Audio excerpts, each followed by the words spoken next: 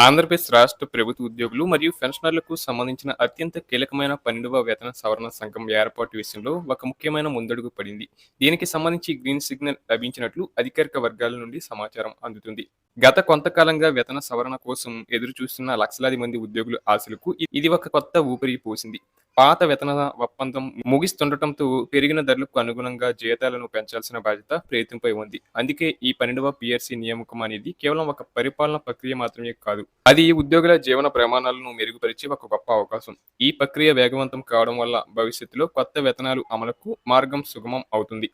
ఇక రాష్ట్రంలోని ప్రభుత్వ ఉద్యోగులు, ఉపాధ్యాయులు మరియు పెన్షనర్లందరి సంక్షేమం కోసం ప్రభుత్వం ఒక నిర్ణయాత్మక ప్రకటన చేసే దిశగా అడుగులు వేస్తుంది.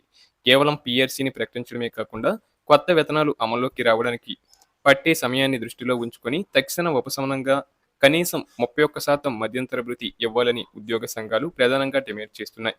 ఈ 31% ఐఆర్ అనేది ఉద్యోగి యొక్క ప్రస్తుత మూల వేతనానికి అదనంగా లభించే ఒక గొప్ప ఆర్థిక వెసులుబాటు. అలాగే గతంలో పెండింగ్లో ఉన్న డిఏ బకాయిలను, వాటి తాలూకు అరియర్లను ఎటువంటి జాప్యం లేకుండా వెంటనే చెల్లించాలని ఉద్యోగ వర్గాలు కోరుతున్నాయి.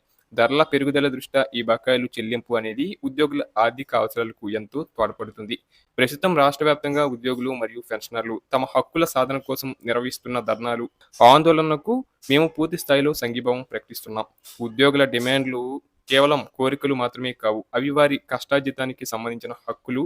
ముఖ్యంగా ఉద్యోగుల ఖాతాల్లో ఉండాల్సిన జీపీఎఫ్, ఏపీజీఎల్ఐ పాలసీల డబ్బు మరియు రిటైర్మెంట్ సమయంలో వచ్చే లీవ్ ఎన్కాష్మెంట్ బకాయిలను ప్రభుత్వం వెంటనే విడుదల చేయాలి. ఈ నిధులు ఉద్యోగులు తమ అత్యవసర అవసరాల కోసం, పిల్లల పెళ్లిళ్లు లేదా చదువుల కోసం దాచుకున్న సొమ్ము. వీటిని సకాలంలో చెల్లించకపోవడం వల్ల చాలా కుటుంబాలు ఆర్థిక ఇబ్బందుల్లో కూరుకుపోతున్నాయి.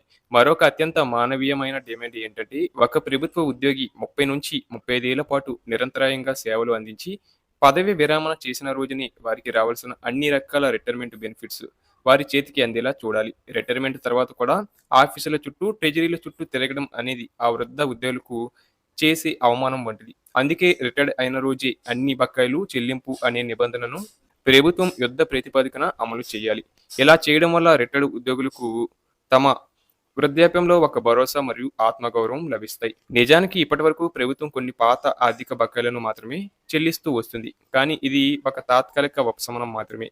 ఉద్యోగులు ఆశిస్తున్న అసలు విషయం 12వ పిఆర్సీ కమిటీని నియమించడం మరియు మధ్యంతర భృతిని ప్రకటించడం. ప్రభుత్వం ఈ రెండింటిపై ఇంకా ఎటువంటి తుది నిర్ణయం తీసుకోకపోవడం వల్ల ఉద్యోగ, ఉపాధ్యాయ లోకంలో ఒక రకమైన అసంతృప్తి నెలకొంది. కేవలం చిన్న చిన్న బకాయిలు చెల్లించి చేతులు దులుపుకోకుండా శాశ్వత వేతన సవరణ కోసం పిఆర్సీ కమిషనర్ను నియమించి నిర్ణీత గడువులోగా నివేదిక తెప్పించుకోవాలని అందరూ కోరుకుంటున్నారు.